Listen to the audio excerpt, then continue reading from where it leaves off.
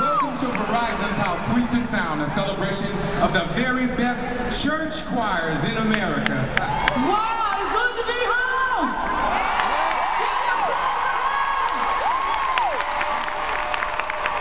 Listen, Detroit, it's great to be here again. And this year, I'm so glad to have your homegirl here with me, Miss CeCe Winans.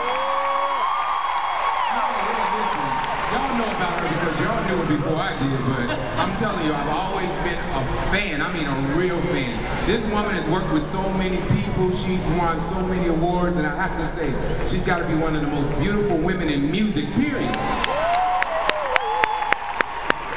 Thank you, Donna. I am honored to be here at How Sweet the Sound with you. One of the world's greatest producers, writers, and artists of all time. Do you agree, Detroit? Yeah. I agree too. He happens to be one of my favorite people as well.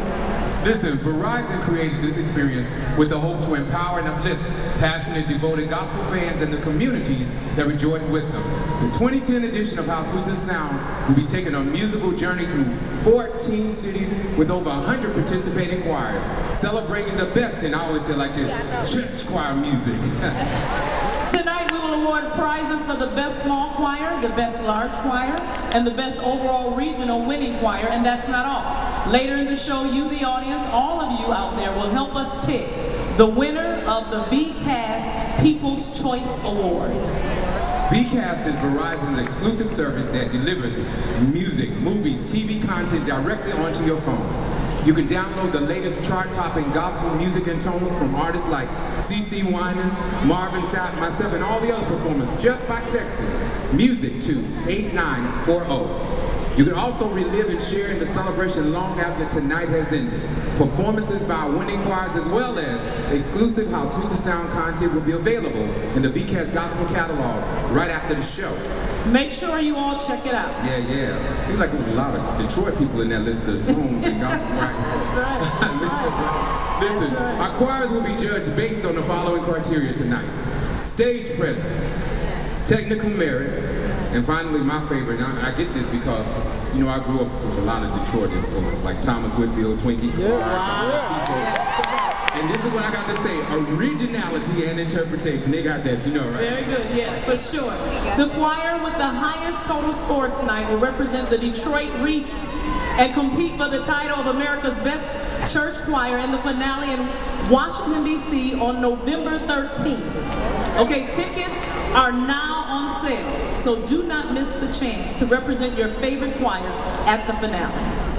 Now let me tell you how we're going to do things tonight. The small choirs will kick off things in the small choir category, and after a brief intermission, the large choirs will do their thing in the large choir category. And of course, to find the sweetest sounds in America, it makes sense to bring up the best judges. And believe me, we found some great judges to get the job done tonight. Yes, we did. The sophisticated praise tunes of our first judge have become Sunday morning choir staples.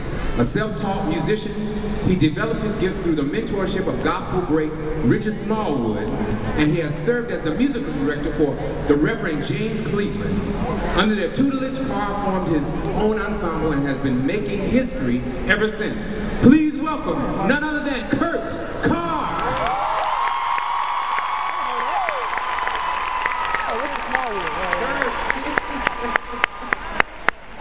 Our next judge was leading his own choir by age 14, and today he's the leader of the Love Fellowship Choir, one of the most popular groups in contemporary gospel music. Since their debut, they've received numerous awards, including a Grammy for the album Live in Atlanta at Morehouse College. Through his heartfelt compositions, he has attracted a diverse following, and his music is synonymous with the sweet sound of Sunday morning. Ladies and gentlemen, let's hear it for Bishop Hezekiah Walker.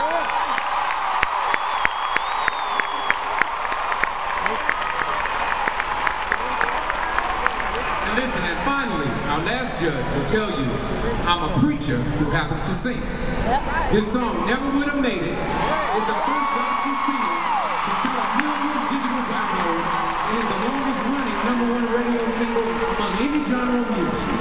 And his most recent CD debuted at #2 on the Billboard Top 200 chart, the highest position for a gospel release ever. We are thrilled to have him as our resident judge this year. Ladies and gentlemen, please welcome the marvelous Marvin Sapp.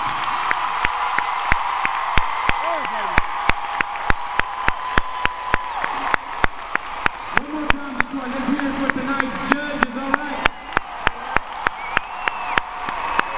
Marvin, we're in your neck of the woods tonight. What they gonna do? Well, you know, nobody, absolutely positively nobody, nowhere can sing like folk do in Detroit. Come on, talk to me up here.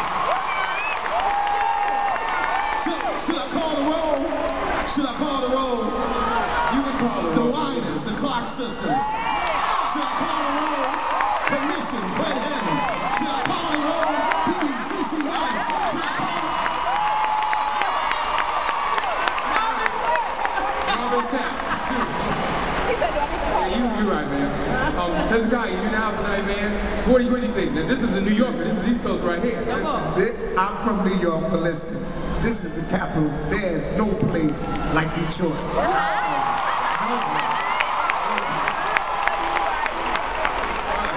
Kurt, man, you know what you got to say, man. But not only can y'all sing, y'all know how to have church.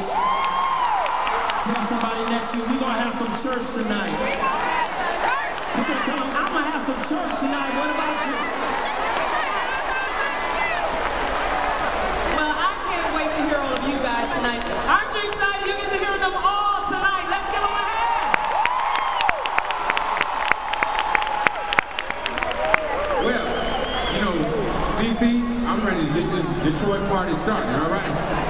Look like they're ready too. All right, please put your hands